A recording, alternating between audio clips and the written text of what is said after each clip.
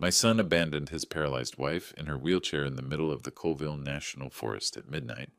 He left her there to die, no medication, no phone, no hope. She was supposed to freeze to death before sunrise. He thought no one would know. But that night, there was someone in the shadows. A mysterious stranger who had been silently watching him for weeks. Someone who saw everything, and that stranger was about to ruin my son's perfect plan? Thank you for listening. This happened on the coldest night of my life. Where are you watching from? What time is it there? Drop a comment. The phone rang at midnight, shattering the silence of my empty house. I fumbled for it in the dark, my heart already racing with the familiar dread that comes when a call arrives at an hour where nothing good ever follows. The caller ID showed a local Spokane number I didn't recognize. Hello, my voice was rough with sleep. Mr. Holloway. The man sounded tense, controlled. This is Maxwell Thorne, your neighbor. I need you to come to my cabin, now. It's about Violet. Violet, my daughter-in-law, the woman who had become more daughter than in-law after my wife Vivian died 7 years ago. What about Violet? I was already pulling on my glasses. Is she hurt? Where's Jared? Please just come, he said. I'm in the Colville Forest off Route 25. I'll text you the coordinates. The call ended. My hands shook as I dressed my mind, racing through possibilities I didn't want to name. Maxwell Thorne, the quiet man who'd moved into a cabin about a mile down the road last year. We'd barely spoken. Why was he calling me about Violet? The drive took 40 minutes that felt endless. The coordinates led me down a narrow dirt road, branches scraping the car. When I finally saw the cabin warm light spilling from its windows, my chest tightened with a fear I couldn't explain. Maxwell met me at the door. Tall, late 30s, with the posture of someone who'd lived through hard things. His eyes held controlled urgency, the look of someone managing a crisis. She's inside, he said, stepping aside. Violet sat near a wood-burning stove, wrapped in a blanket too large for her thin frame. Her hair hung tangled around her pale face. Her eyes were swollen and red, her hands trembling as they clutched the fabric. Violet? I crossed the room and knelt beside her. Sweetheart, what happened? Where's Jared? At my son's name, her composure shattered. A sob tore from her chest. He left me, she whispered. Pete, he drove me into the forest tonight and he left me there. The words didn't make sense. What do you mean he left you? Jared would never. He said I wouldn't be a burden anymore. Her voice cracked. He put me in my wheelchair in a clearing, told me he was tired of carrying my weight, and then he drove away. He left me there to die. The room spun. My son, my Jared, the boy I'd raised to help others, the respected surgeon who was supposed to protect his wife. That's not possible, I said weakly. There has to be a misunderstanding. There isn't. Violet met my eyes, and the certainty there crushed every denial. He left me without my medication, without help, without a phone signal. If Maxwell hadn't found me, her voice failed. I looked toward the man by the door. Maxwell stood quietly, giving us space, his expression carefully neutral. I screamed, Violet said softly, until my voice was gone, and then Maxwell heard me. I stared at her, trembling in that wheelchair, the truth crashing over me like a wave. My son, my only child, had tried to kill her. I sat in Maxwell's cabin that night, unable to sleep. The fire had burned low, but my mind drifted backward to the first time Jared brought Violet home. I had always wanted a daughter. After Jared was born, Vivian and I tried for years, but it never happened. Eventually we accepted it and poured everything into raising our son. We built a good life together until Vivian died 7 years ago, leaving a hollow space nothing ever filled. Until Violet. 5 years earlier, Jared brought her to Sunday dinner. She was 26 with dark hair and a quiet, careful grace. She carried a worn copy of Mary Oliver's poetry, something she had been reading on the drive. When she quoted, "Tell me, what is it you plan to do with your one wild and precious life?" something shifted inside me. Not because she resembled Vivian physically, but because of her spirit, her gentleness, her love of language, her thoughtful way of moving through the world. "Dad, this is Violet," Jared said, his hand resting on her back. "She's a writer." We connected instantly. That night, Violet and I talked about books for hours while Jared watched, amused. She told me she had finished her first collection of essays about finding beauty in ordinary moments. She read a passage about autumn in Spokane, and her words reminded me why I had loved Vivian so deeply. Vivian had seen wonder in small things, too. Over time, Violet became the daughter I never had. She visited on weekends with new drafts reading aloud while I offered thoughts, shaped by a lifetime studying human behavior. We talked about Steinbeck and psychology, grief and memory, love and loss. She understood loss. Her parents had died in a car accident before she met Jared, leaving her alone with money but no anchor. You remind me of my dad, she once told me. He always listened. I was honored to be that person for her. At their wedding, I stood beside Jared, feeling grateful. Grateful he had found someone who brought warmth back into our family. Someone who spoke easily about Vivian, who wanted to see old photographs, who cared about the woman who shaped the men she loved. Then came the accident. 18 months ago, Violet was walking home from a coffee shop when a delivery truck ran a red light. The impact shattered her lower spine. The doctors spoke of permanent damage. I remember the hospital smells, the machines, her pale face against white sheets. But what I remember most were her eyes, not fear, resignation. Jared stood beside her, holding her hand, whispering promises. I was proud of him, proud of how devoted he seemed. I told people that. I was blind. The signs were there. Violet grew quieter. The calls became fewer. Once she said, "Sometimes I feel like a burden." I dismissed it, and I let her. Sitting in that cabin, the truth assembled itself. The isolation, the control, the way Jared had cut her off from everyone who might notice, even me. I had always wanted a daughter, and the daughter of my heart had nearly been killed by the son of my blood. But the stranger who saved her, Maxwell Thorne, held answers I needed. As dawn crept through the cabin windows, washing the room in gray light, I finally asked the question that had burned in my chest all night. "Who are you really?" I asked quietly. "And why were you watching my son?" Maxwell Thorne sat across from me, hands wrapped around a mug of coffee gone cold. In the growing light, I saw him clearly now. The lines around his eyes carved by hard years, a thin scar along his jaw, the stillness of someone who controlled every movement. "I was Violet's boyfriend," he said, 10 years ago, before Jared. The answer caught me completely off guard. "We met on a hiking trail in the Cascades," he continued, voice steady.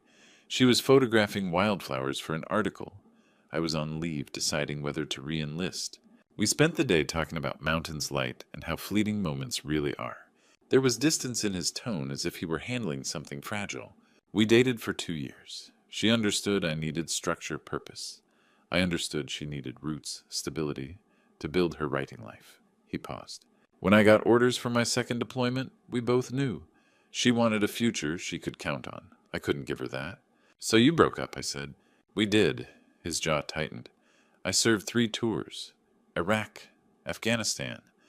I was injured on the last one, shrapnel, other things." He didn't elaborate.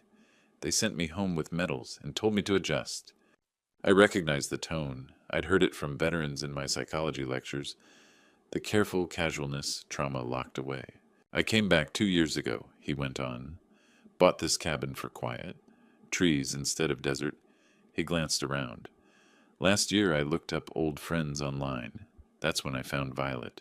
In Spokane," I said. "Married to a surgeon. Living well." He nodded once. I was glad for her. She'd found the stability she wanted. His expression darkened. Then I read about the accident. And I noticed something. After that, Violet vanished online. No writing, no updates. Only posts from Jared about how they were managing her condition. The words settled heavily between us. "I told myself it wasn't my place," Maxwell said. "She'd moved on, built a life." He met my eyes, but I couldn't ignore it.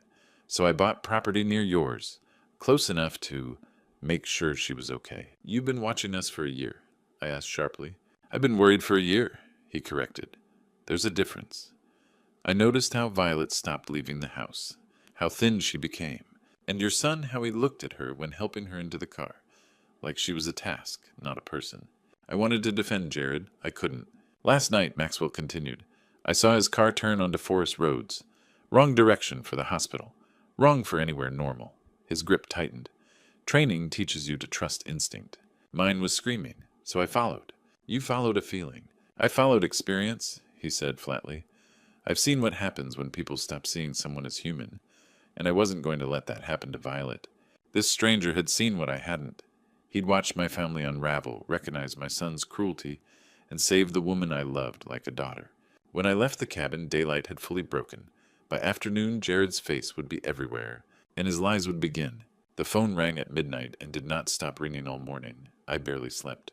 By mid-morning, my cell phone buzzed non-stop on the nightstand, friends, neighbors, former colleagues from the university. They all asked the same question had I seen the news. I hadn't. I dragged myself into the living room, exhaustion and dread pressing on my chest, and turned on the television. The local news channel filled the screen, and there he was. My son's face dominated the broadcast, tears streaking down his cheeks. Jared stood outside Sacred Heart Hospital in Spokane, microphones thrust toward him like accusing fingers. He wore his spotless white coat, the one that made him look every inch the hero he'd convinced the world he was. His hair was slightly disheveled, his eyes red, his voice trembling. "My wife Violet has been missing since yesterday afternoon," he said. "She's been struggling since the accident. 18 months ago, she was hit by a truck. She's paralyzed from the waist down. It's been hard on her, on both of us." He paused and wiped his eyes as the cameras zoomed closer. "Violet's been depressed," he continued. "Sometimes she says dark things. I've tried to get her help, but she refuses. Yesterday she said she needed space. She left the house in her wheelchair, and I haven't seen her since. I'm terrified she might hurt herself." The reporters murmured with sympathy. One asked Dr. Holloway, "What would you say to your wife if she's watching right now?" Jared looked directly into the camera, his face carved into anguish. "Violet, please come home. I love you.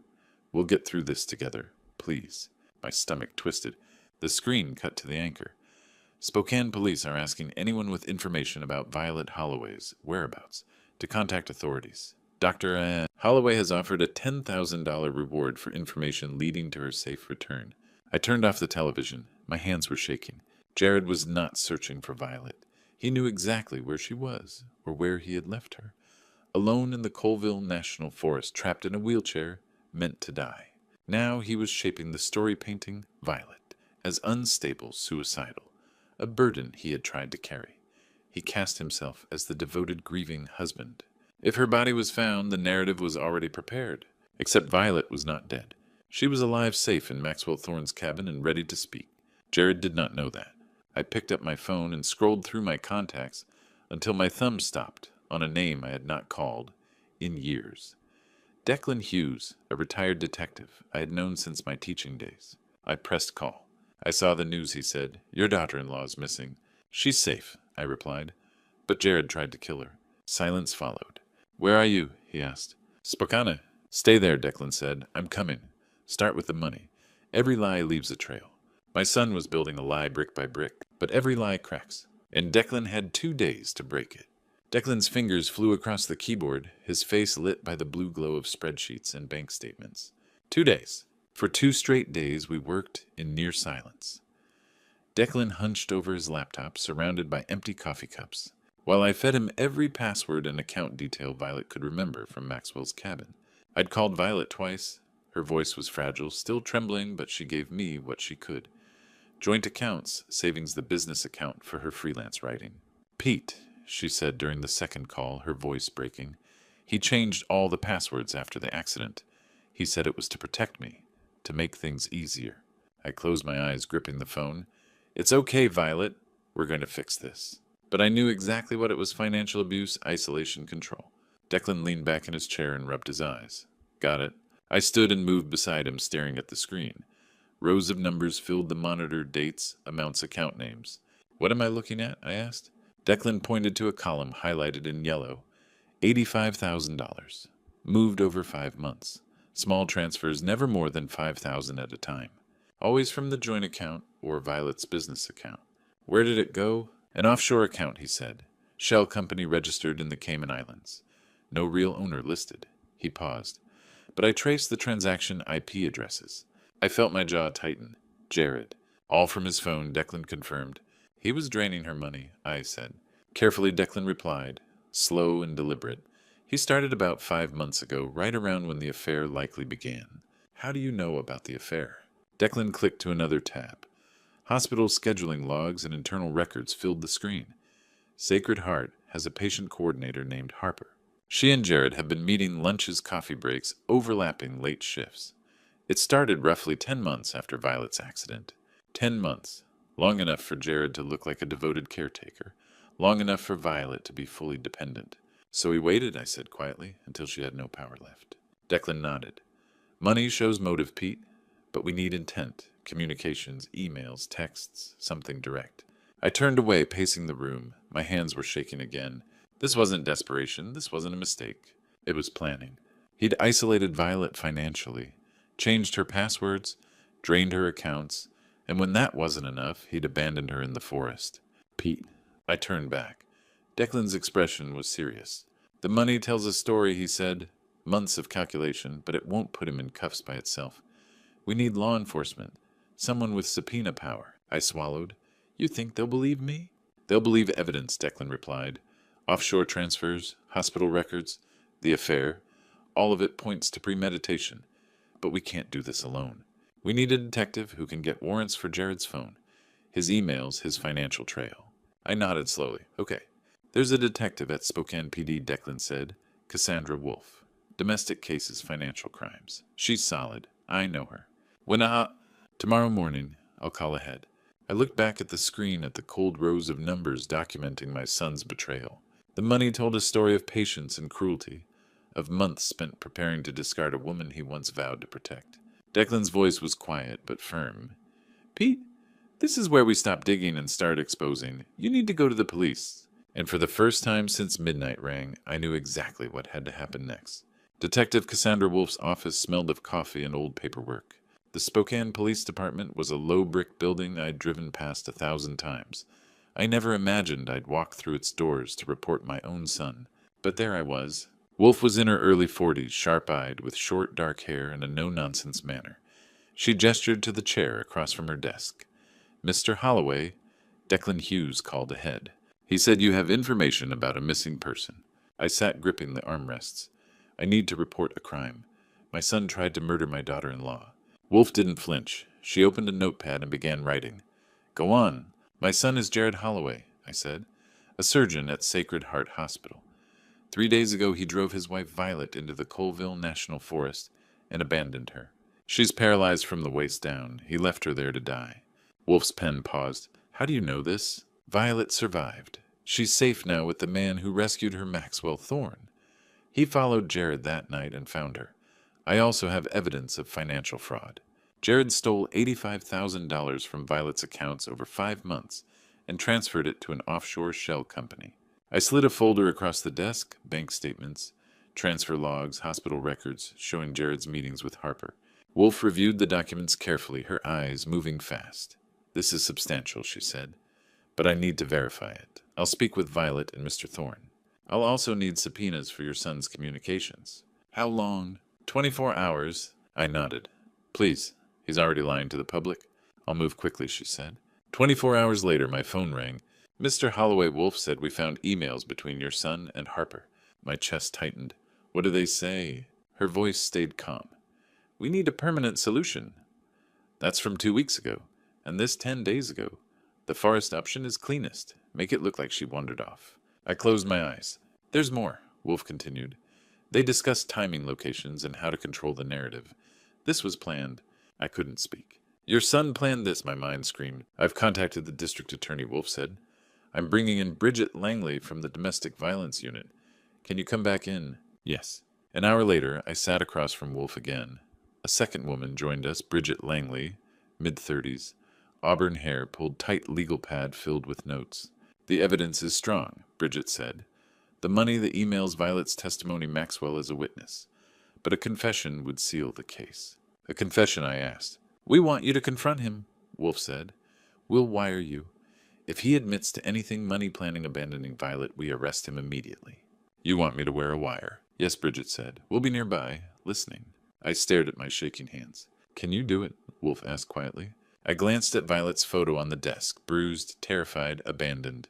Yes, I said, for her. Bridget nodded. Tomorrow night. Call your son. Keep it vague. Get him to your house. Tomorrow night, I repeated. You'll have 24 hours to prepare, Wolfe said. This won't be easy. No, I replied. It won't. We set the trap for the following evening. I had 24 hours to prepare for the hardest conversation of my life.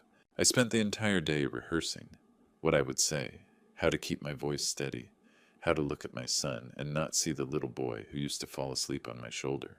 By evening, I sat in my living room, the room where I'd taught Jared to walk to read, to know right from wrong, and waited. The wire was taped to my chest, a small microphone hidden beneath my shirt. I could feel it with every breath. Maxwell was in the next room, ready to intervene if things turned violent. Detective Wolf and her team were parked down the street listening through the feed. I looked around the room, the bookshelf where Jared had learned to stack wooden blocks, the corner where he'd built pillow forts, the couch where we'd watched cartoons together after Vivian died. How had it come to this? The doorbell rang at exactly 7 o'clock. I took a deep breath and opened the door for my son. Jared looked tired. His hair was slightly disheveled, his eyes red-rimmed. He was still wearing his surgical scrubs beneath a jacket. For a moment, I almost believed he was the grieving husband he pretended to be. "Dad," he said, stepping inside, "you said it was urgent. Is there news about Violet?" I closed the door behind him. "Sit down, son. We need to talk." He followed me into the living room and sat on the couch. "I've been working with the police every day. They're searching everywhere. I don't understand where she could have gone." I sat across from him in the armchair, the same chair where I'd read him bedtime stories 30 years ago. "Are you sure you've done everything you can to find her?" I asked quietly. Jared looked up confused. "Of course, Dad. I love Violet. I just want her to come home safe." "You love her," I said. "Do you?" His eyes narrowed slightly. "What kind of question is that?" "An honest one." Jared leaned forward. "Dad, are you doubting me?" I didn't answer right away. I just watched him. His body language, the way his hands fidgeted, the slight tension in his jaw. "I'm curious about a few things," I said finally. "For example, why did you transfer $85,000 from your joint accounts over the past 5 months?" Jared froze, just for a second. Then he recovered. "That was for investments, for our future." "Investments," I repeated. "In an offshore account, without Violet's name on it." Jared's jaw tightened. "Dad, what are you doing? My wife is missing, and you're, what? Accusing me of something." "I'm asking a question," I said calmly. "Why did you move $85,000 into an account Violet doesn't have access to?" Jared stood up, his voice rising. "Are you investigating me? Is that what this is?" I stood too, my voice cold and steady. "And Harper, who is she to you?" Jared went rigid, his face drained of color, his jaw clenched. His hands, steady through hundreds of surgeries, trembled slightly. The first crack had appeared. I stood slowly. The room seemed to shrink around us. This was the moment: truth or lies, justice or silence. The air felt heavy, electric. "I know what you did, Jared." His face twisted. "You know what? What do you think you know? I know you drove Violet into the Colville National Forest that night. I know you left her there in the dark, without her wheelchair, without her medication, without any way for her to survive. I know you wanted your wife to die." Jared's face went white, then red. "Who told you that Violet? Did she—" "She's alive," I said quietly. "She's unstable." Jared's voice rose sharp and defensive. "She's been making things up." "Dad, do you have any idea what it's like living with someone like her? The constant needs, the doctors, the medications, the wheelchair. Do you know how hard it's been?" "Hard enough to kill her," I asked. "I didn't—" Jared stopped, his jaw clenching. "She's lying. She's always been dramatic. Since the accident, she's been depressed, paranoid. You can't trust what she says. Someone saw you," I said. Jared froze. "What?" "Someone saw you that night. Someone followed you. Someone rescued her." His face changed. Panic flickered in his eyes. "That's impossible. There was no one. The forest was empty. Dad, you don't understand." "Then explain it to me," I said, my voice cold. "Explain why you transferred $85,000 into an offshore account. Explain why you've been meeting privately with Harper for months.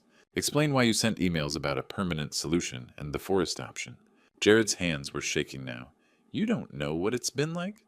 Everything revolves around her pills appointments, the wheelchair. I'm tired. I'm so tired. Harper understands me. She doesn't need me to carry her everywhere. She's not a burden." The words hung in the air. I felt my chest tighten. Tears blurred my vision. "You just confessed." Jared blinked. Then his face drained of color. "Dad, you're not recording this, are you?" I didn't answer. "Dad," his voice cracked, "you're not my son any more," I said, my voice breaking. "I don't recognize you. Your mother, Vivian, she would be ashamed of you." "Dad, please." The door opened. Detective Cassandra Wolfe stepped into the room, 2 uniformed officers behind her. "Jared Holloway, you're under arrest for attempted murder, conspiracy to commit murder, and financial fraud." Jared spun toward me, his eyes wide with disbelief. "You set me up. You betrayed me. Your own son." No, I said, my voice barely a whisper. You betrayed us. You betrayed Violet. You betrayed me. You betrayed your mother. One of the officers stepped forward and pulled Jared's arms behind his back, cuffing his wrists. Jared jerked forward, his face contorted with rage. You'll regret this. I'm your son. Your son. I turned away, unable to look at him anymore. No, I don't have a son. Dad. The officers led him toward the door. Jared twisted back, his voice echoing through the house. I'm your son. You can't do this, Dad. The door closed behind him. The house where I'd raised a monster, fell silent. I sank into the chair where Jared had been sitting. My hands were trembling. My whole body was shaking. I couldn't breathe. The door to the next room opened. Maxwell stepped in quietly. He didn't say anything. He just walked over and placed a hand on my shoulder. I couldn't stop shaking. The courtroom was smaller than I had imagined. Or maybe it was the weight of what was about to happen that made everything feel compressed, almost suffocating. 6 months. That was how long it took for justice to move forward. 6 months of hearings. 6 months of Jared's attorney painting me as a bitter, vindictive father. 6 months of news vans outside my home and reporters shouting questions I couldn't answer. 6 months of therapy with Dr. Quinn learning how to separate the child I raised from the man he had become. Then on a cold March morning, the trial finally began. I sat in the front row. Jared sat at the defendant's table in a dark suit, his hands folded neatly in front of him.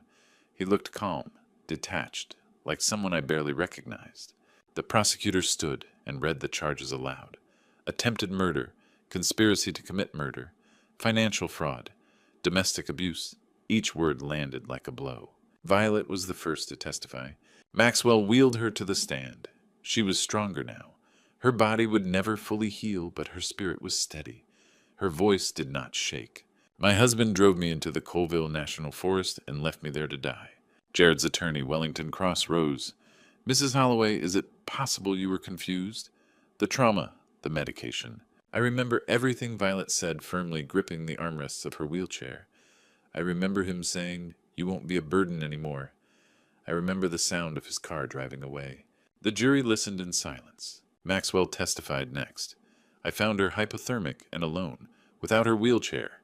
If I hadn't been there, she would have died by morning. Then it was my turn. I walked to the witness stand and avoided looking at Jared. I wasn't sure I could speak if I did.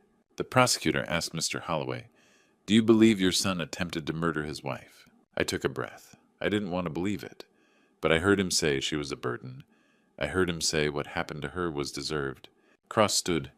"Are you willing to send your own son to prison?" I finally looked at Jared. His face was empty. "I'm willing to make sure he faces the consequences," I said quietly. "That's what my wife Vivian would have wanted." The recording was played. Jared's voice echoed through the courtroom, cold and bitter. Jurors shifted uneasily. Emails followed. "The Forest option is cleanest. Make it look like she wandered off." The jury deliberated for 4 hours. When they returned, the forewoman stood. "We find the defendant guilty." Jared was led away. He looked back, once hatred in his eyes. I looked at Violet. She was crying, not from pain, but relief. Outside, reporters shouted. I felt nothing. Justice had been served. But it didn't feel like a victory. 1 year after the trial, I stood before a crowd and spoke about courage. Healing does not happen overnight. It does not happen in days or weeks. For me, it took 9 months of therapy with Dr. Quinn, learning to forgive myself for missing the signs, and months of long conversations with Violet about guilt healing, and choosing the right path, even when it destroys everything you once believed. Then on an autumn morning, exactly 1 year after the trial, Violet called with an idea that changed everything. "Pete," she said, "what happened to me shouldn't happen to anyone else." She proposed a foundation to support victims of domestic violence and people with disabilities. When I asked what we should call it, she answered without hesitation, Vivian's voice, after the woman who taught me to stand up for what was right. We spent 3 months building it. Violet Maxwell, my old friend and attorney Garrett Finch, and I worked together. Declan Hughes helped with fundraising, and attorney Bridget Langley provided legal guidance. 1 year after the trial, we launched the foundation at the Spokane Community Center. The room was full. I stood at the podium. "My name is Pete Holloway. 1 year ago, I made the hardest decision of my life. I chose justice over blood. I chose what was right over what was easy." I paused. "We cannot change the past, but we can protect the future. Vivian's voice will provide free legal counsel support for abuse survivors and resources for people with disabilities. Violet spoke next, Maxwell standing beside her wheelchair. Without Pete's courage, I wouldn't be here. He saved me when his own son tried to kill me. Now we want to save others. The crowd applauded. Afterward, I found Violet and Maxwell alone outside. I thanked Maxwell for saving my daughter when my son betrayed her. My voice broke as I asked him to give her the happiness she deserved, the happiness my son could not. Maxwell promised. Violet took my hand. You're my hero, Dad. You chose what was right over what was easy. And you're the daughter I never had, but always wanted, I told her. That evening I opened my journal. 1 year had passed since the trial. Jared was serving 25 years. I had not visited him. Maybe someday I would, but not yet. I had lost a son, but I had saved a daughter, and in doing so I had found myself again. Vivian, my love, I hope I made you proud. I watched Maxwell push Violet's wheelchair down the street, her hand resting in his. She turned back and waved. I waved too, smiling for the first time in months. I opened my laptop and began writing a post titled, When Love Demands Courage, A Father's Story. There were more stories to tell, more people to help, and for the first time in 2 years, I knew exactly why I was here. Looking back at my true story, I see the signs I missed, the subtle shifts in Jared's behavior after Violet's accident, the way he isolated her, controlled her finances. Don't be like me. Don't wait until it's too late to speak up. If you see someone you love being abused, controlled, or mistreated, act. Choose courage over comfort. Choose justice over silence. God gave me the strength to do what seemed impossible to turn in my own son. God placed Maxwell in Violet's path that night, a guardian angel when she needed one most. And God is still teaching me that healing is a journey, not a destination. This isn't just another Grandpa Stories post. This is a true story about a father's heartbreak and a daughter-in-law's survival. I share these Grandpa Stories because they carry lessons we all need to hear. That love sometimes means letting go that blood doesn't excuse evil, and that doing the right thing will break you before it heals you. Real Grandpa Stories like this remind us that courage is a choice. If this true story moved, you please comment below. Have you ever had to choose between loyalty and justice? Share this story with someone who needs to hear it. And if you haven't already subscribed to our channel for more real stories about courage, redemption, and the hard choices that define us, God bless you all.